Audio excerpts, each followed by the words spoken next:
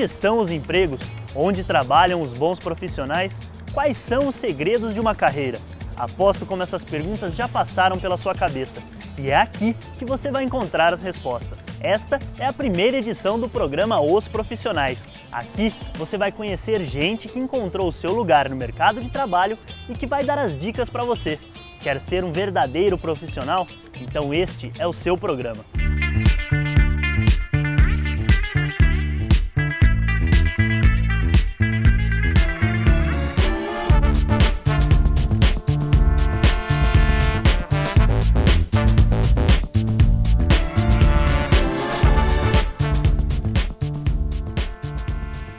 E a gente começa o nosso programa voando alto, bem alto. Nós entrevistamos o primeiro e até o momento o único brasileiro a viajar para o espaço. Você já teve um sonho impossível? Pois é, Marcos Pontes realizou um que parecia improvável. Ele mostra que a carreira pode te levar para lugares que você nem imagina.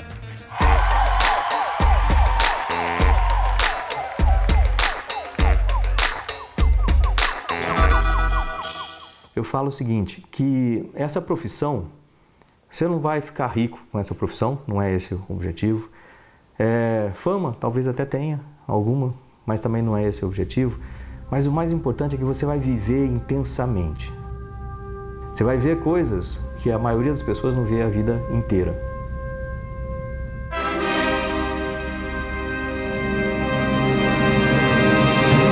Ser astronauta pode ser o sonho de muitos garotos. Mas, para se tornar o único astronauta do Hemisfério Sul a viajar para o espaço, Marcos Pontes teve que ralar muito. Ele teve que fazer curso de sobrevivência no deserto, aprender russo em 6 meses, além de conhecer todos os circuitos das espaçonaves da NASA.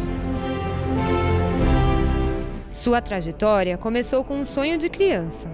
Meu primeiro sonho, quando era criança, era voar, era simplesmente voar, sair do chão.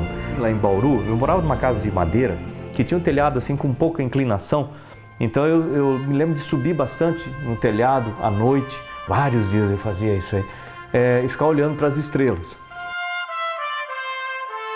Do telhado da casa humilde em Bauru até a NASA, um grande caminho foi percorrido. Um caminho sem segredos, mas com muita dedicação. Marcos Pontes começou sua carreira como eletricista aprendiz, passou no concurso da Academia da Força Aérea e se tornou um oficial das Forças Armadas.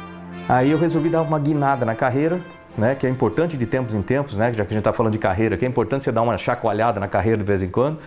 E aí fiz a primeira guinada que eu fui fazer engenharia. Eu queria abrir mais os horizontes. Enquanto Marcos Pontes estudava, o Brasil entrava para o Programa Espacial Internacional em 1996. A Agência Espacial Brasileira firmou um acordo de cooperação com a NASA e ganhou o direito de levar um astronauta ao espaço.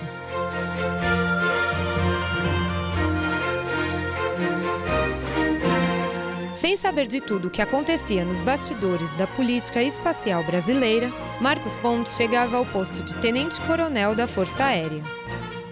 E foi nos Estados Unidos que recebeu a notícia sobre um concurso público para astronauta. E eu estava lá em Monterey, na Califórnia, não sabia de nada disso, mas o meu irmão, em Bauru, viu no jornal, ficou sabendo e mandou para mim um e-mail com o edital. E me inscrevi. E acabei sendo selecionado aqui no Brasil. Você achava que você ia ser selecionado? Não. Em 29 de março de 2006, Marcos Pontes decolou rumo ao espaço a bordo da Soyuz. Depois de longos 7 anos de preparação, Marcos ocupou a Estação Espacial Internacional por 8 dias e levou 8 experimentos científicos para execução em ambiente de microgravidade.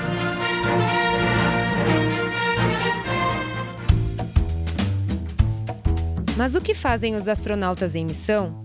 Quais são as funções da tripulação dentro de uma espaçonave?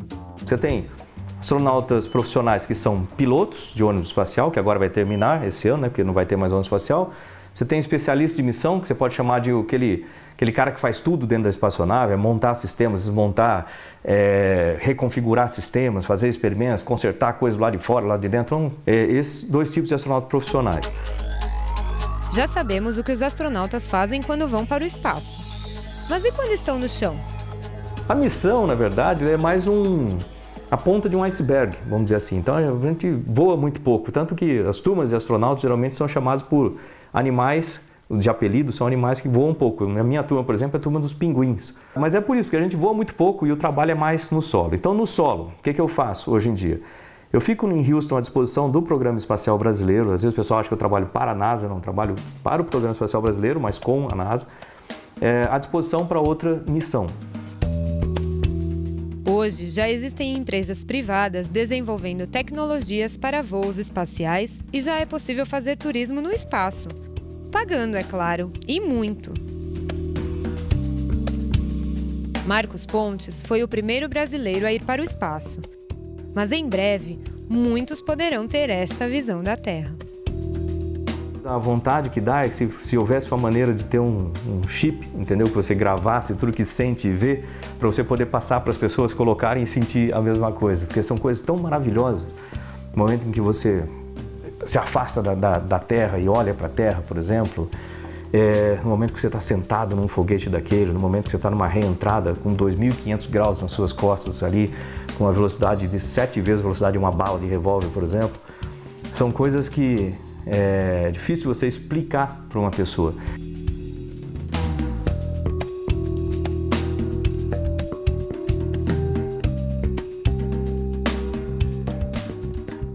Segundo o IBGE, jovens são aqueles com idade entre 15 e 24 anos. Essa faixa etária representa cerca de 17% da população brasileira, ou quase 35 milhões de pessoas. Esses jovens sonham com uma carreira e não se contentam mais com qualquer emprego. O que eles querem? O que eles esperam das empresas? Descubra nessa entrevista.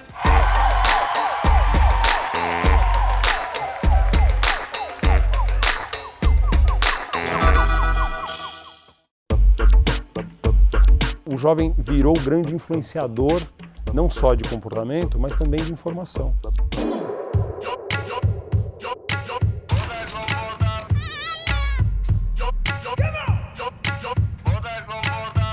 É muito mais fácil ele, jovem, procurar acesso de produtos, por exemplo. A família vai comprar um carro ou um computador, é muito mais fácil para o jovem ter informação, pedir sugestões num fórum, ter discussão, tirar dúvida, do que os pais. Então o jovem acabou se tornando, para as empresas em especial, um público apetitosíssimo. Além disso, e aqui é uma especificidade do Brasil, a gente tem as empresas desesperadas por mão de obra qualificada. Daí a enorme necessidade dessas empresas saberem conversar com o jovem, em especial universitário. É a pergunta de $1 bilhão. As empresas estão desesperadas por saber responder. Evidentemente a gente não consegue generalizar, é claro que pessoas diferentes têm desejos, necessidades e anseios diferentes de um emprego, de uma atividade profissional, mas tem alguns traços que a gente nota que são padrões. Então, hoje, o fato de existirem mais opções do que existiam nas gerações anteriores, de trabalho mesmo, quer dizer, um mercado que claramente está absorvendo força de trabalho, acaba dando ao jovem muita segurança.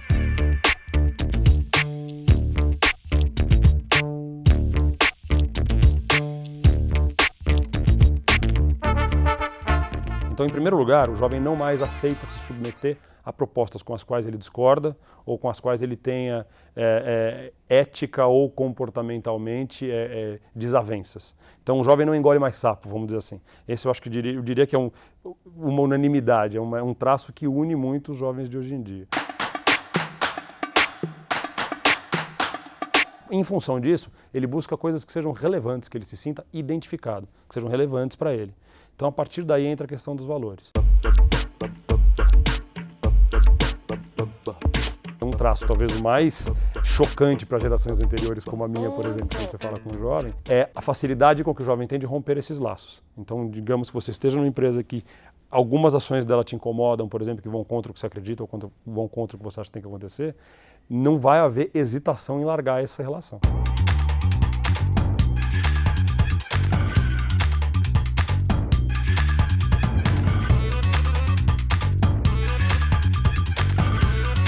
E isso para as empresas é muito novo e muito difícil. A empresa precisa aprender a lidar com um colaborador, jovem ou não, mas que passa a ser muito mais exigente. E daí eu posso garantir que está acontecendo uma grande revolução no que antes se chamava de recursos humanos das empresas, ou gestão de pessoas de maneira geral, que as empresas estão tratando mais os colaboradores, em especiais essa nova força de trabalho, os jovens, de maneira muito mais próxima ao que eles tratam o consumidor, por exemplo. Com muito mais atenção, muito mais cuidado, ouvindo muito mais. Eu acho essa uma mudança incrivelmente salutar, que só aconteceu em função do que essa nova geração que entrou no mercado de trabalho agora está impondo. Isso vai colocar o jovem numa posição de participação na concepção dos projetos nos quais ele vai embarcar. Quer dizer, o melhor jeito de você envolver alguém, em especial este jovem de hoje em dia, que é o jovem da rede social, que é o jovem que cria conteúdo, é o jovem que faz paródia de filme, é o jovem que tem facilidade de produzir conhecimento, de ter acesso às coisas, é fazer com que ele participe da concepção dos projetos. Quer dizer, o termo usado, o termo da moda que é usado para isso é a cocriação.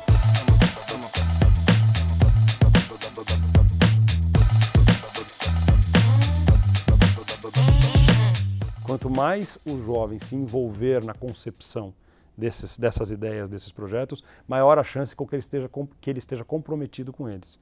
Ou seja, as instituições, e aqui a gente falou aqui de empresa e instituições de ensino, mas eu ouso dizer que a igreja é assim, a sociedade é assim, a política é assim.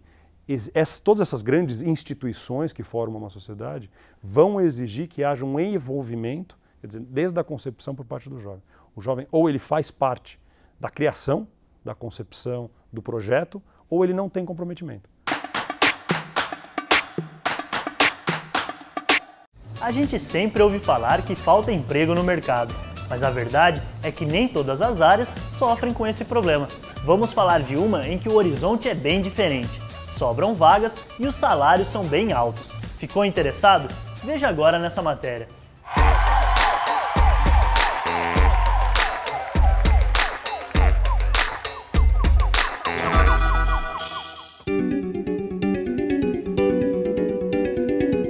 Você já se acostumou a viver em um mundo onde tudo é rápido, automático.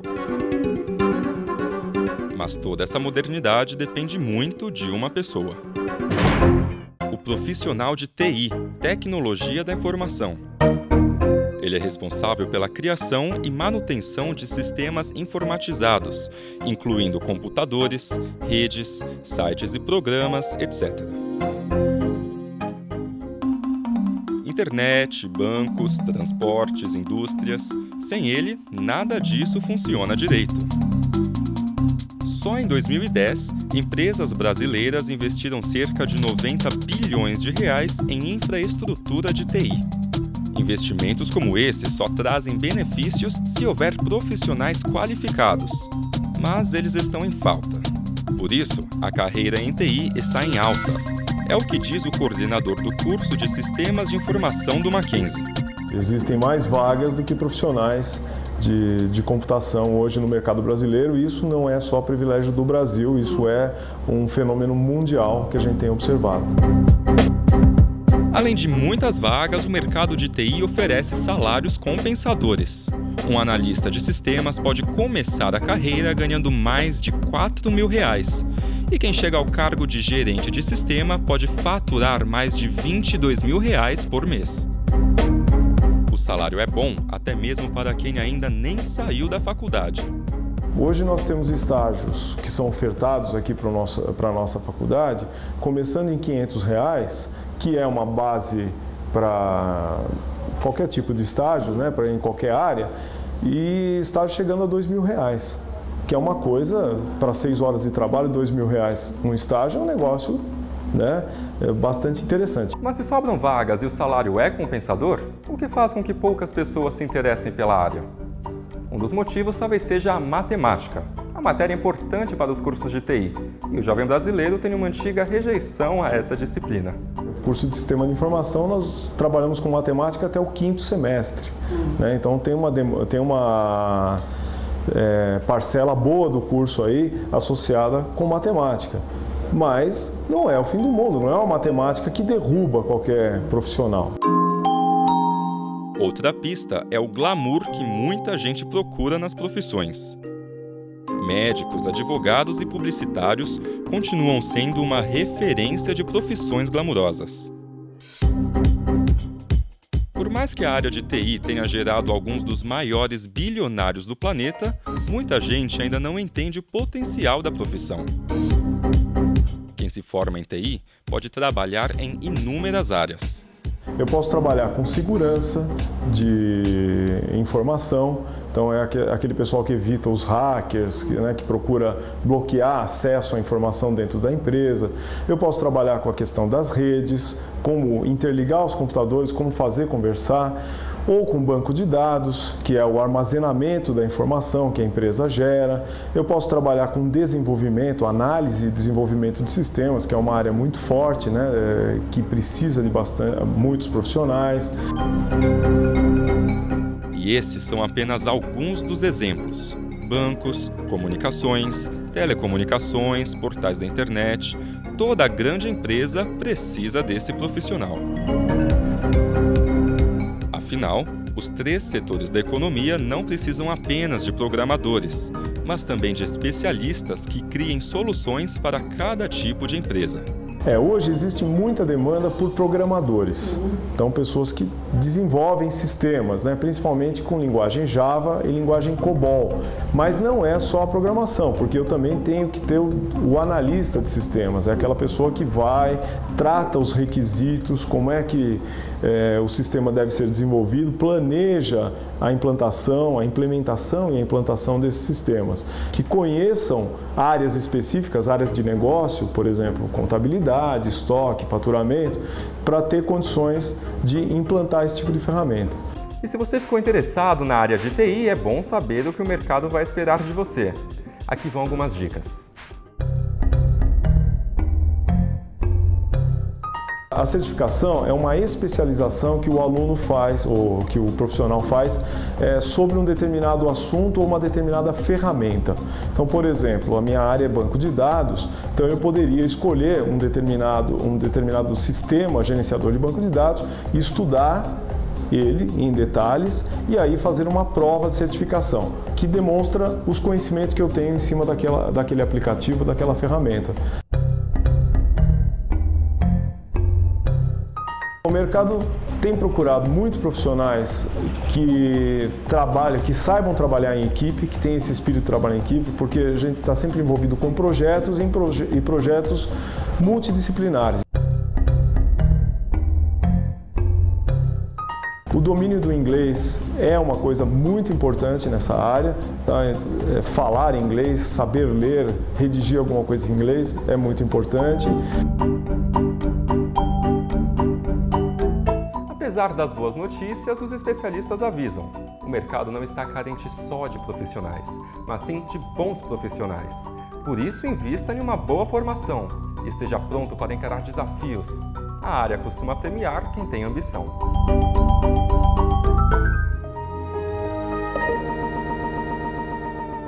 Tá na hora de bater o cartão.